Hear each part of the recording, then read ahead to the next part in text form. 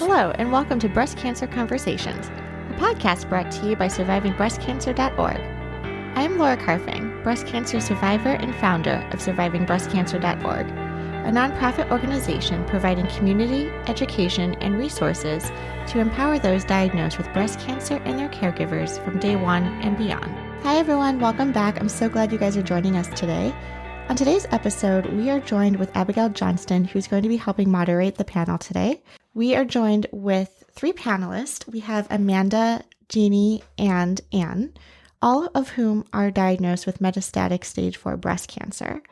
They all have very unique experiences in how they found out about their cancer and give great advice on how they've had these tough conversations with their loved ones and how you have these conversations with your children. Our panelists have children and grandchildren at various ages, and so we're going to get a lot of great takeaways and information on how do you talk to someone when they're 1 in 3 versus 12 or 17? How do you tell your daughter that you have breast cancer when your daughter is pregnant and is expecting her own child? These are the realities of living with metastatic disease. We don't sugarcoat it. I would like to thank our friends at Ciitizen for making this podcast possible. If you're like me, we know how challenging it can be to find clinical trials. There's a lot of paperwork and a lot involved, and half the time we don't even get placed on one. We know how important clinical trials are, however, and we know how hard it is to find the right one. Your health information is the key to unlocking treatment options. That's why we're so happy to be partnering with our friends at Ciitizen. Ciitizen is a completely free online service that helps you gain access to all of your medical records, and now can also help you explore your clinical trial options. Their matching service is powered by your medical records, not surveys like many other matching services, taking the burden off of you. Did you know Ciitizen screens you against all trials listed on clinicaltrials.gov?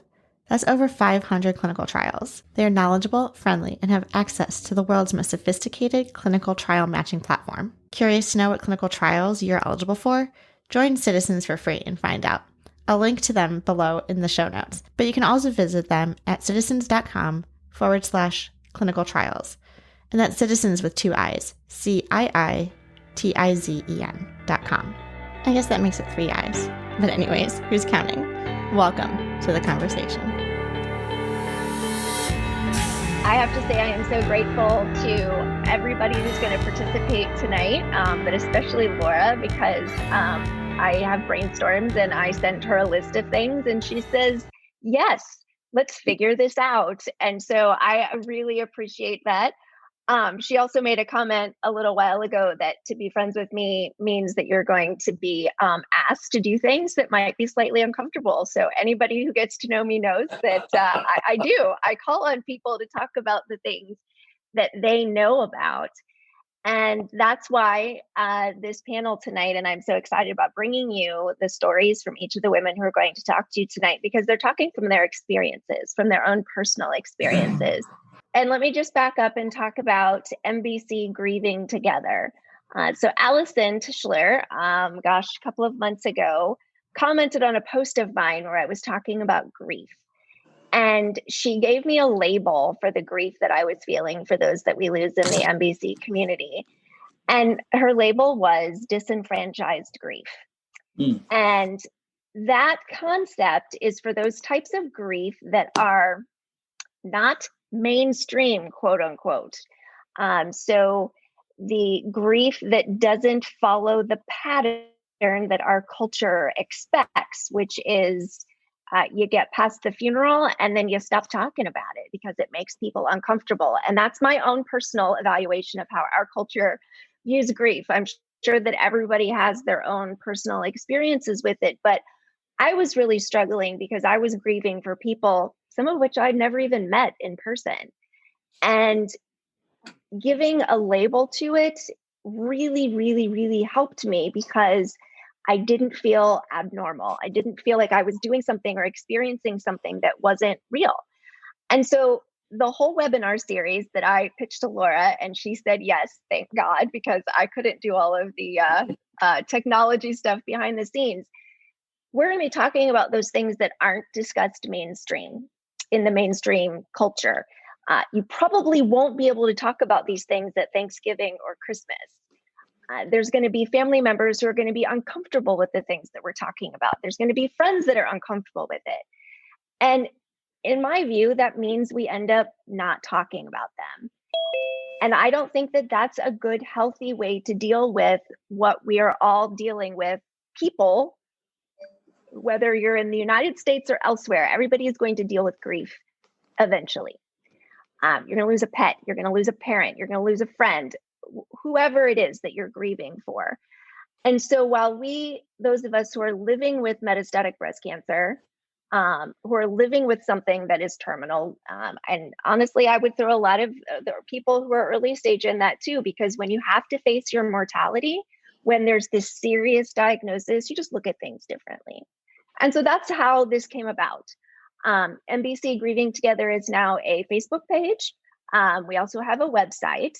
And so if any of the discussions today spark something in you and you would like to write about that, we have a blog. We'd love to have people write about their personal experiences with grief. If you have questions that you would like answered in future webinars, please provide that information. We are learning and growing together. But I wanted to start our series with the process of getting ourselves ready for our eventual death, as well as our families, those closest to us. So I wanted to start with what's closest to us, and then we're gonna work outwards is how I've looked at this series. And so what I want you to be thinking about today as we tackle anticipatory grief. Anticipatory grief is the grieving process that begins prior to a loss. And people who are experiencing anticipatory grief are actually working through the stages that you might hear about in advance of something negative happening. To me, grief is, I talk about this a lot in my blogs, that grief really is the price of love. So when we love and when we love deeply, we are then going to grieve deeply. And so, just be thinking about that and consciously or unconsciously, just be thinking love. Replace grief with love, because that's what it really is. Grief is showing us that we've loved someone, that we've loved perhaps our life, that we love the people in our lives or the circumstances, whatever it is, you've attached meaning and you've attached love. And that is why people grieve. So without further ado, I'd like to introduce the wonderful women who have agreed to join me today. And it's in no particular order other than three of us have names beginning with A. So Amanda is in Orlando, Florida. And she has 3 degrees from the University of Central Florida, who had a terrible football game this last weekend. So just don't mind that. But she got her bachelor's, master's, and her doctorate in healthcare administration and health leadership from the University of Central Florida, which is, of course, where I went to school. So that's why I'm talking about it. And she is currently an assistant professor at Advent Health University. For those of us who still call it Florida Hospital, it was Florida Hospital, and now it became Advent Health University. Amanda has 2 boys. She has a son in college, which obviously she doesn't look old enough to have a son in college, and also a high schooler. And in 2018, Amanda was diagnosed with stage 4 metastatic breast cancer. And earlier, before we got started, we were talking a little bit about the blog that Amanda wrote for survivingbreastcancer.org. And so I'm not going to steal any of that thunder. Please go read it. It was really amazing. Mm-hmm. One of the reasons that I asked Amanda to talk today is not just because she is living with stage 4 metastatic breast cancer, but also because she lost her husband in 2016. Oh. And so she has the experience of parenting and walking through the grieving process with her boys after her husband passed away, and now also living with a terminal diagnosis and also walking her sons through that as well. So she brings that rich experiences to the panel today. Next, I will turn to Ginny. So each of them are going to share a little bit more about their story. I'm just giving you an overview here. Ginny has the experience of inflammatory breast cancer, which a lot of people don't know a whole lot about, and she's going to educate us about that as well. But she is the executive director of the Inflammatory Breast Cancer Research Foundation, which, if you guys don't know about this group, it is amazing. I for inflammatory, B for breast cancer, B for breast, C for cancer, research.org. So ibcresearch.org. Definitely check out their website. Ginny has a list of publications and involvement with so many different things. Again, I'm not going to steal her thunder. She has been in the advocacy space for more than 20 years and has a wealth of information to bring to everyone. And one of the reasons that I asked her to speak on the panel today is that I saw a beautiful picture on Facebook where she was holding her grandchild who was born at a difficult time in her diagnosis. And she was able to talk about how she wasn't sure that she was going to get to see that granddaughter grow up. So she's going to talk about what it's like to be dealing with a serious illness and also being a grandparent at the same time. So thank you, Ginny, for joining us today. And then we have Anne.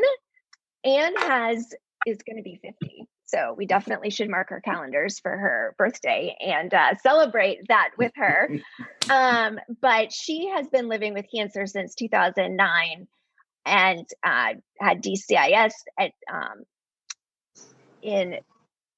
early in 2009 and then diagnosed metastatic in 2016. Anne has lobular cancer, which is a whole other animal, and has learned how to adjust her life to her experiences with breast cancer. So she was a partner in a public relations agency. And in early February of this year, she went on long-term disability. And so I'm sure she can talk about the difference going from a career to not having a career in the middle of dealing with a terminal illness. But one of the reasons that I asked Anne to join us is not just because she's an amazing writer, and I hope she'll do some blogging for Laura about lobular and about her experiences. See, twisting your arm a little bit. I'll keep doing that too. But Anne has teenage girls who are twins and are 16. And so she will talk about this experience as it relates to talking with her teenage girls. And so I'll be moderating today. Thank you, Anne, for joining us. Need to remember to say that.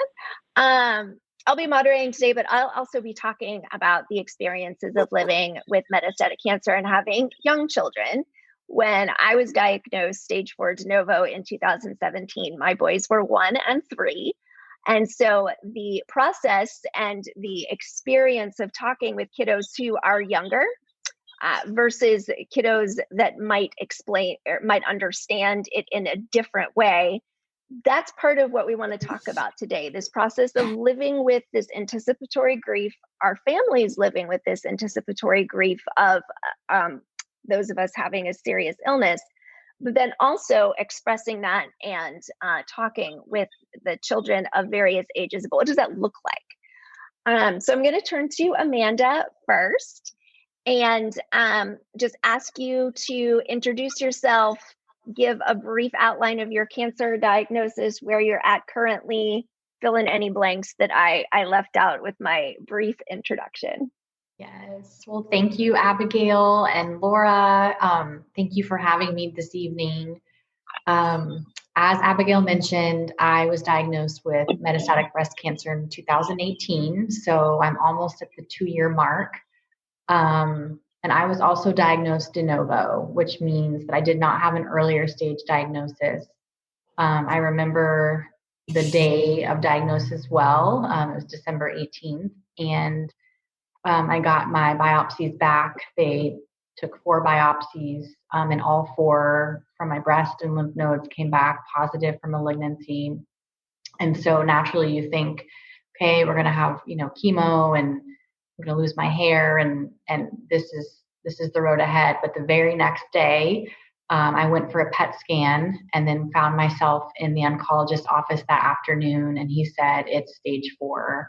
and it had spread to multiple bones. In fact, I think I counted at one point and it was over 20 different bones in my body. And it's like you're hit with awful news, and then it becomes even more awful, because I didn't even think that I was going to be walking this journey. I was 38 at the time of diagnosis. I'm 40 now, and it's been a journey. It's been a journey, and I'm in active treatment. I see my oncologist monthly. I take 2 different pills every day. For those that are familiar with Ibrance and letrozole, that's my current first line of treatment. And I also have Zometa bone infusions to build and strengthen my bones. And so I've had scans, of course, every 3 to 4 months, and I had a period of being stable, and the last set of scans showed some progression. And so we're taking a watch and see approach to see what happens in the next couple months, and I might be changing treatment lines. So it's a tough journey, and all of you know that well. But I'm at the same time thankful to be here, and to be here with my boys each day is truly a gift. And so, Amanda, how did you share your diagnosis with your boys? And if I can make this a compound question, what did you do differently than you might have in terms of talking with your boys, given the fact that they've lost their dad? Yeah. Well, I remember telling them, and I thought, we play out these scenarios in our mind. If it's this, then I'll say these things. If it's not, then it'll go this way. And I remember thinking through telling them. There was never a question about what to tell them. They were 12 and 17 at the time of my diagnosis. And, we had continued to walk through so much grief. And I've learned that honesty is really the best policy. And sometimes I have to temper that with things that they're able to process.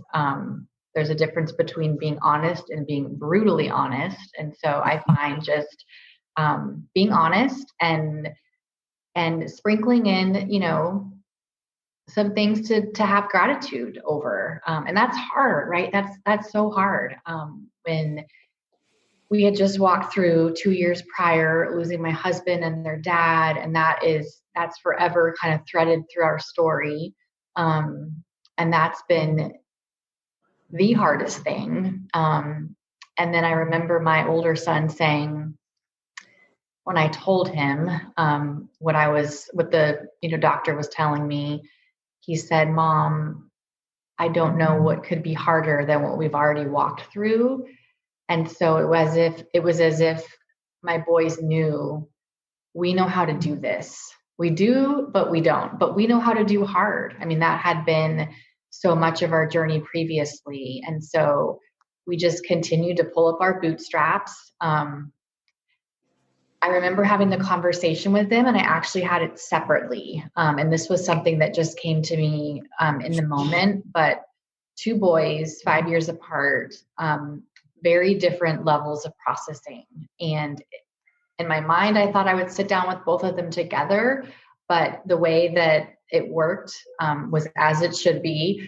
I had a separate conversation with each of them. And I think that was for the better. So their questions were very different as we were processing. And my youngest was really more concerned about, can I catch it? Are you contagious?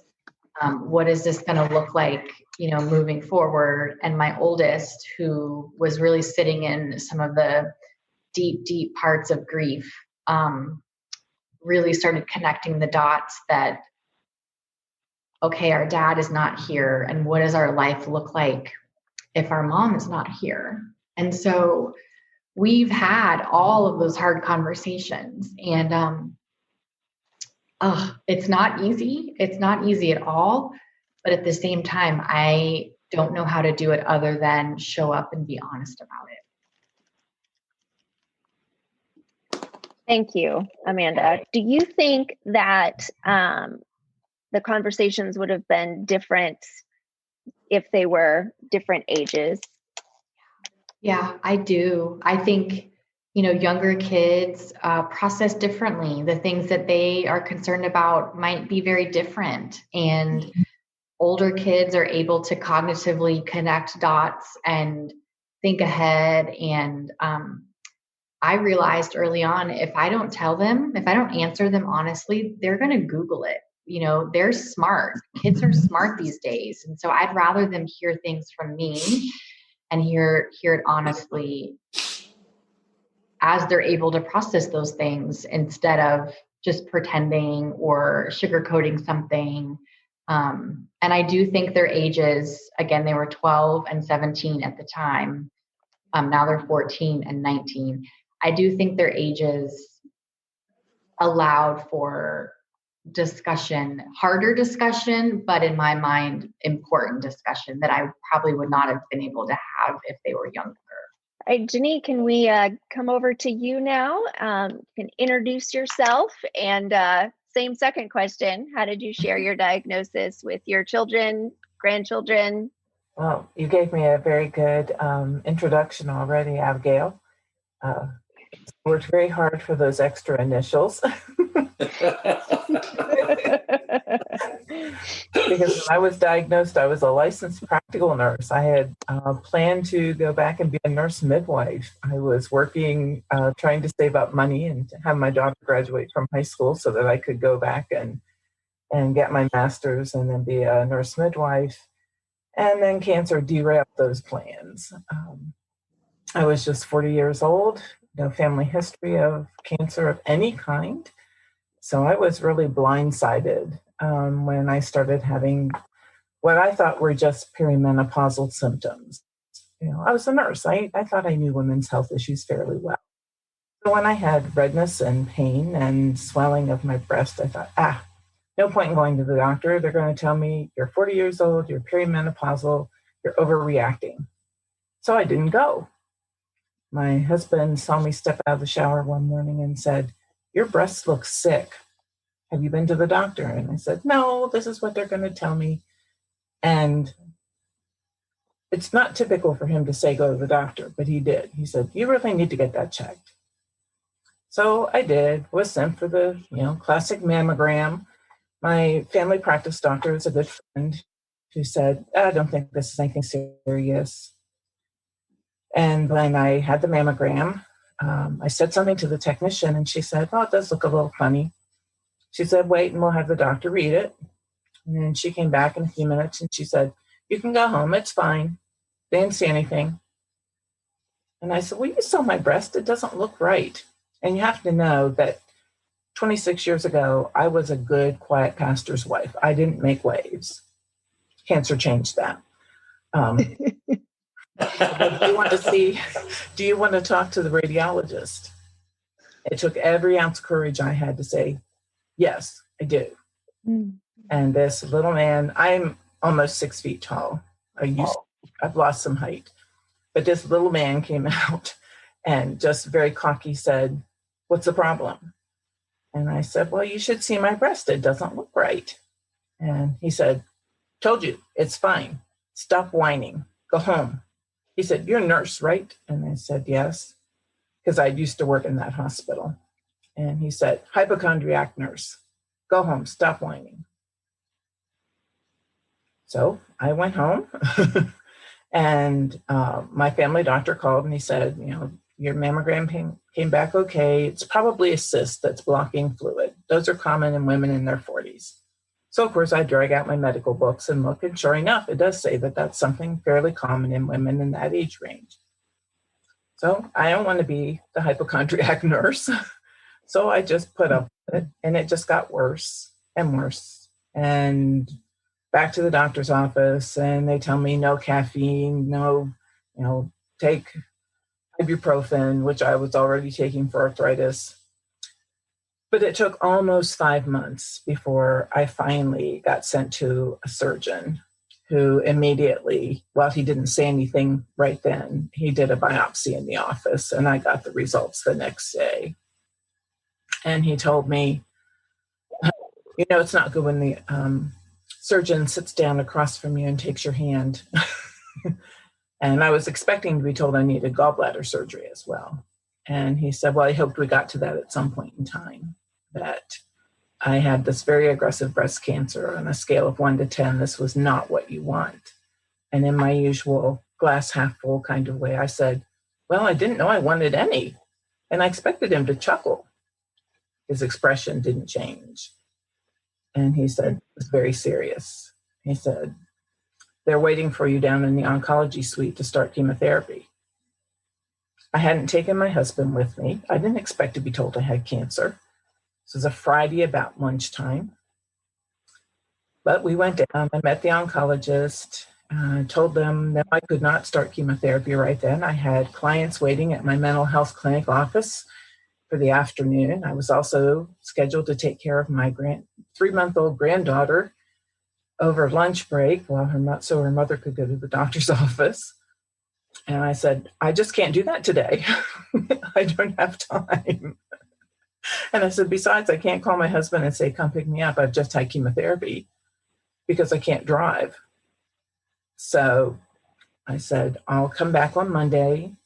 Let me tell my family what's going on, make arrangements at work, and I will be here on Monday. So they made an appointment for 1 o'clock on Monday for me to start chemo.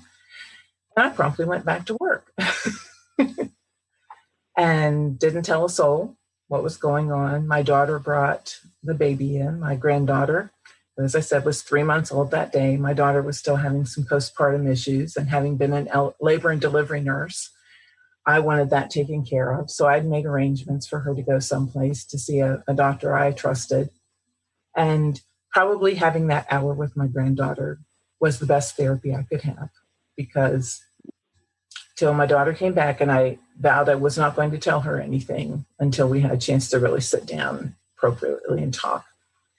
But I had myself together when she came back, and I just casually said, why don't you and your husband come out for dinner this evening? I said, or maybe just maybe better not offer dinner. And she later said she should have known something was weird, but and I worked the rest of the afternoon. And it wasn't until I got ready to leave work that I told my boss, the psychiatrist I worked with, what was going on and that I needed Monday afternoon off. And I'm one of these crazy people that worked throughout my treatment.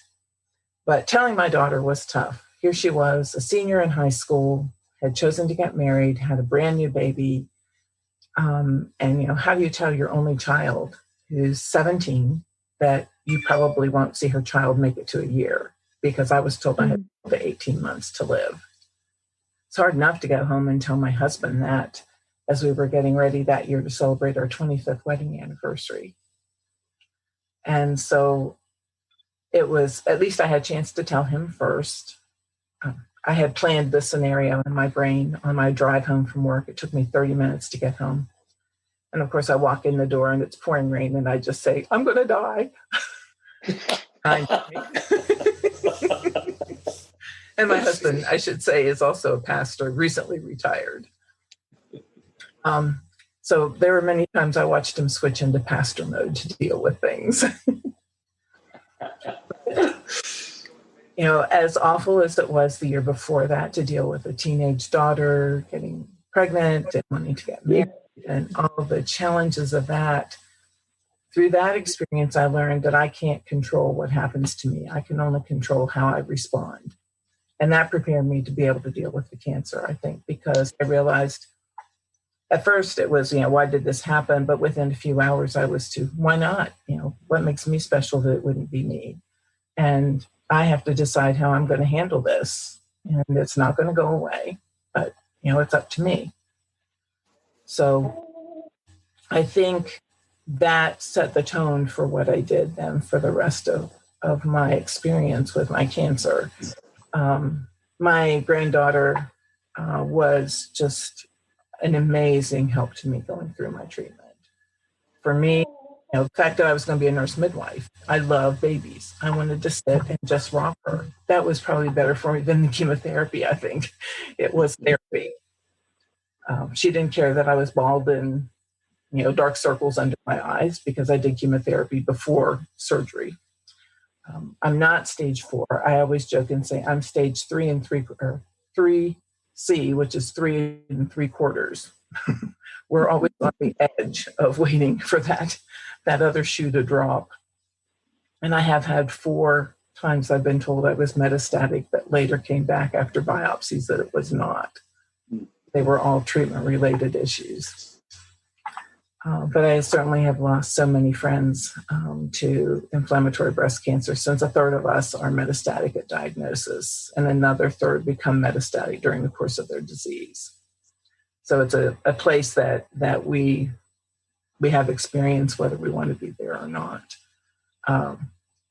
So I feel like I've dealt with it vicariously. I've done a lot of that anticipatory grief and a lot of grieving for those that I care deeply about, that I've met in 21 years of working with other patients.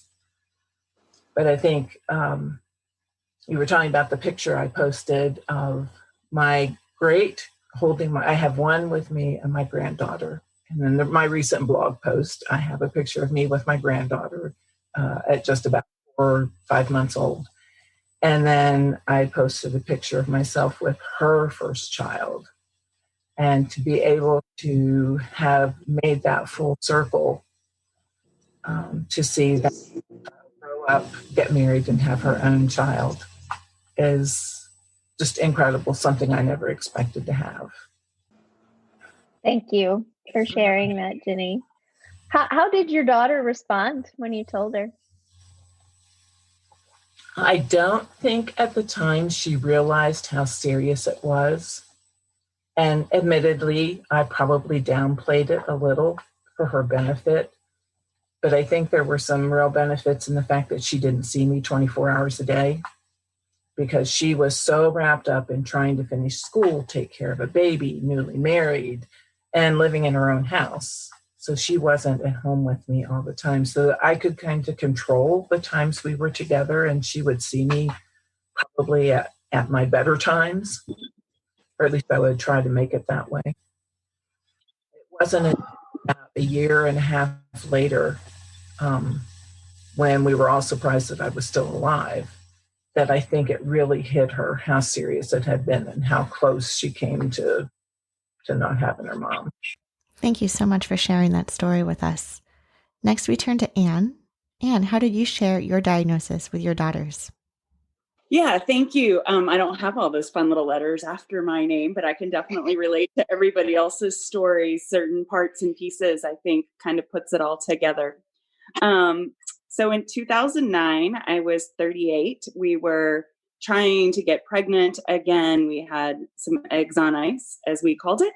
And so I was taking estrogen. I had the estrogen patches, and I had just this awful lump in my breast. And I went to the doctor right before Christmas, and he said, no, you have no family history. You're way too young. You just have dense breast tissue. So I did all the caffeine, you take all that away and everything. And by February, I was diagnosed with stage 3 cancer.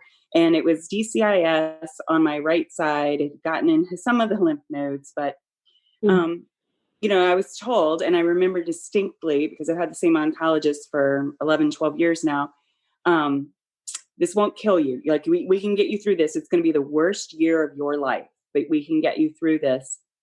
And my girls at the time had just turned 5. I realized when we finally sat them down to tell them that they clearly didn't know the different parts of your body, because they told everybody that I had hip cancer, which had a lot of people questioning, who has hip cancer at 39. So we figured all that out, and we dealt with that.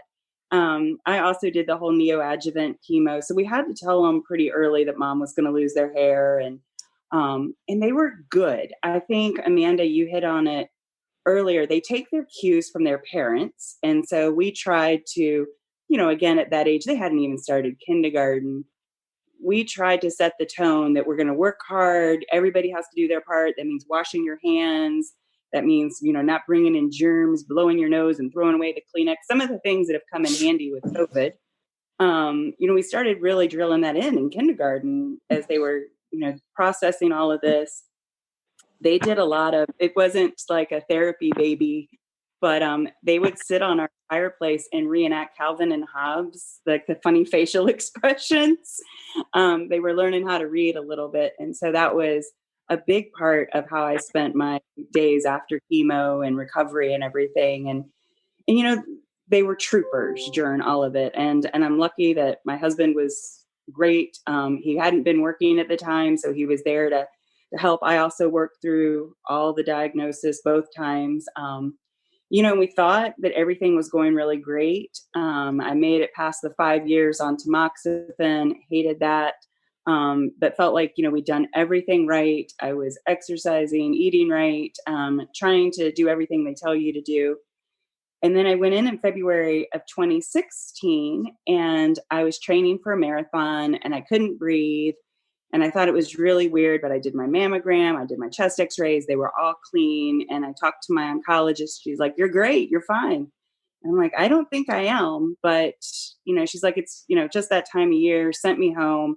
And finally, I just had gotten blown off enough that I called my oncologist office, and I'm like, "I'm not going to hang up the phone until somebody agrees to see my breast. I'm pretty sure there's something going on." And he got me in for ultrasounds, and the radiologist that day is like, "If you can't see the oncologist in the next 48 hours, call me back."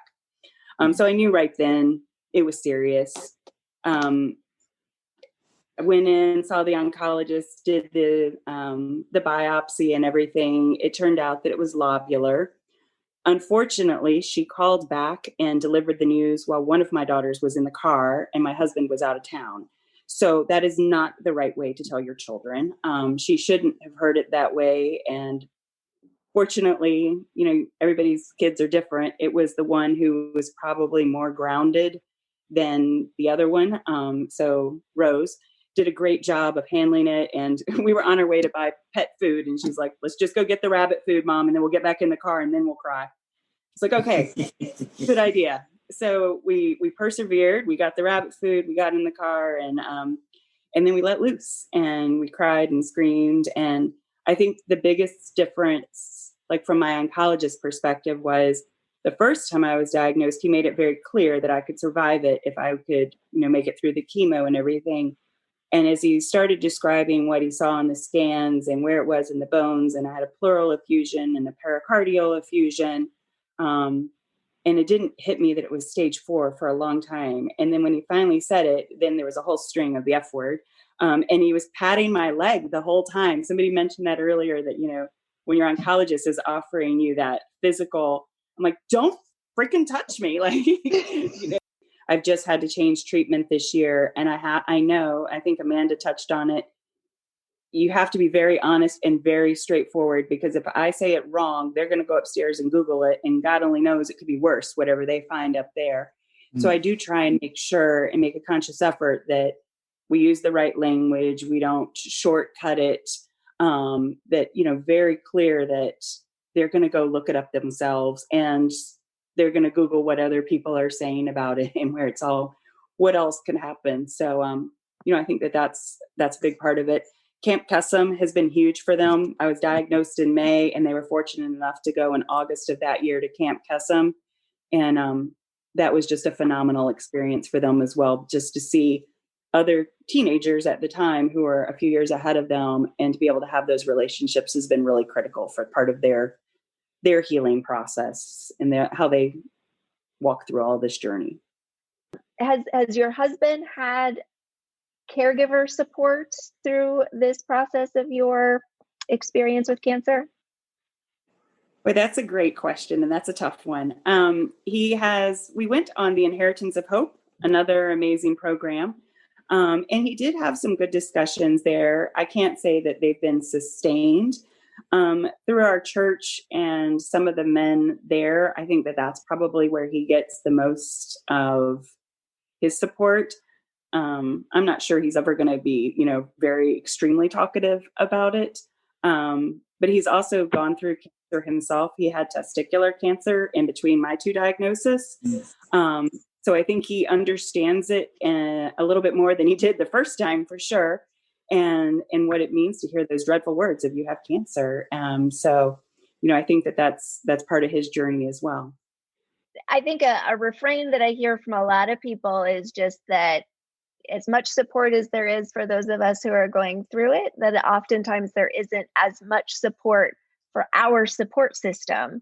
And a couple of the organizations that Anne mentioned, Inheritance of Hope, is a wonderful organization that sends cancer patients and their families on vacation. And then they have people in the community who really know what they're going through, who come alongside them as mentors.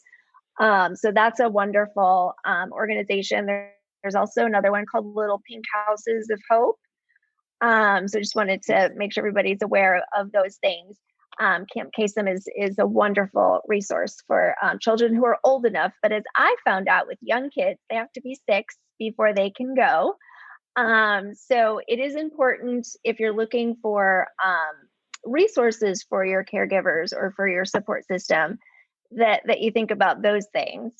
And I'll just give a brief synopsis of my diagnosis and how we told our kiddos. So in 2017, I was tandem breastfeeding my boys. They were 1 and 3 at the time.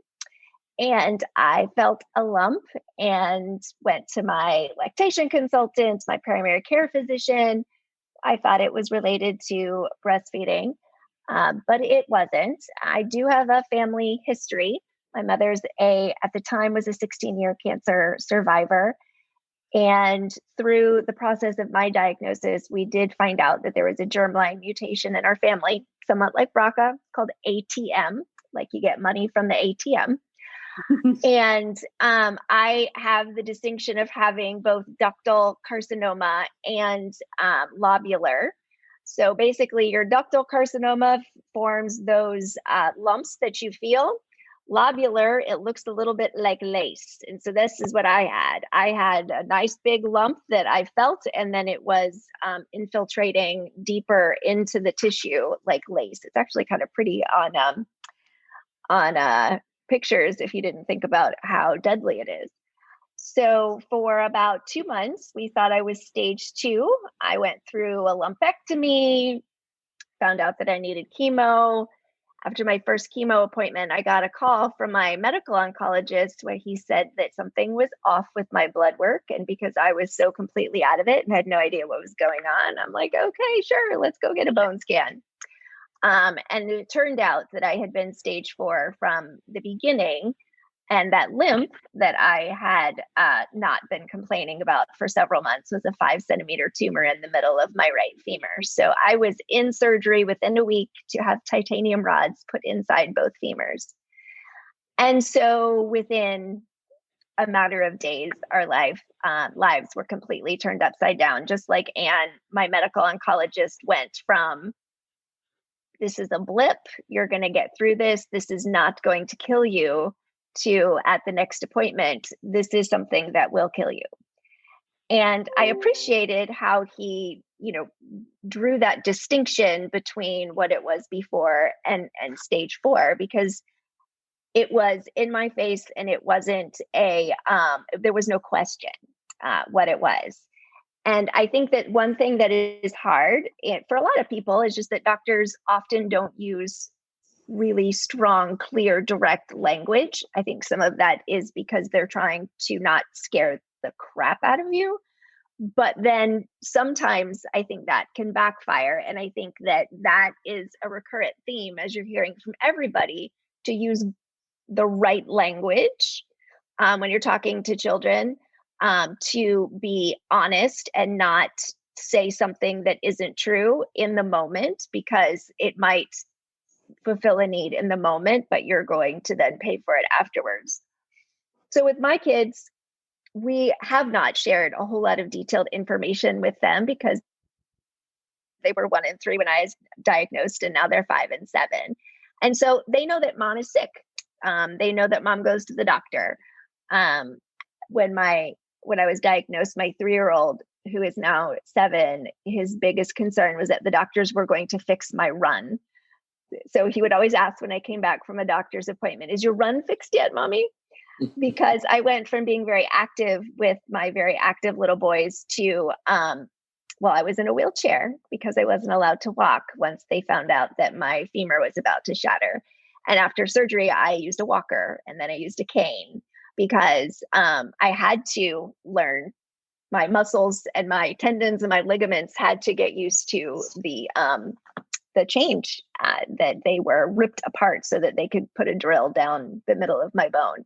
So that process meant that we had to do things very differently. And for me, I had to go from being an extremely active mom of young kids to being much more sedentary.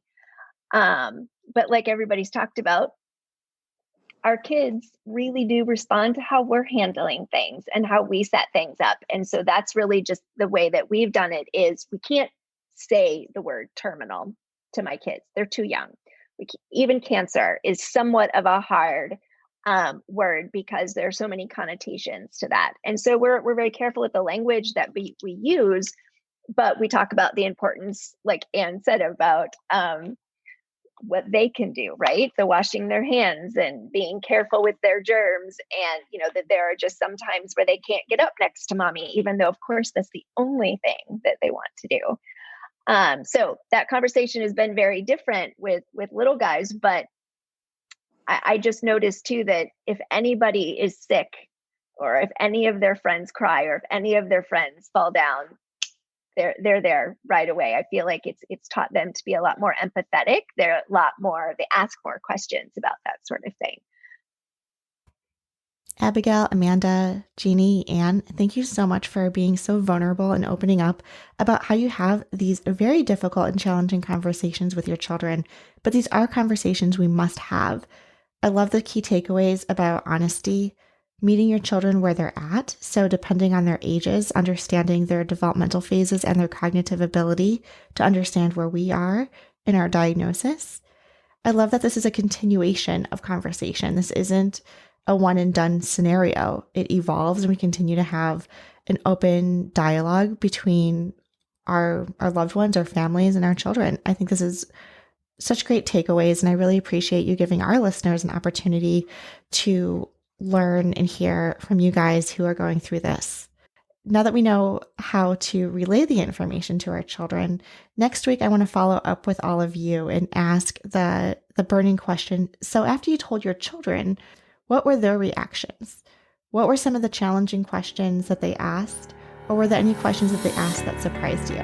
So we'll dive into some of those topics next week. Thank you for tuning in and listening to our podcast. If you would like to find out more about our organization and upcoming events and ways to connect, you can find out more by visiting our website at survivingbreastcancer.org. I would like to acknowledge that all of the information on our podcast is from personal experiences, and it is not a substitute for professional medical advice. You should always consult your medical care team. If you're looking for specific topics or would like to be a guest on our show, feel free to contact me directly at laura@survivingbreastcancer.org. And of course, we have a couple social media handles you can follow us at as well. For example, Surviving Breast Cancer Org, all one word, as well as our podcast specifically, Breast Cancer Conversations. Until next time, keep on thriving.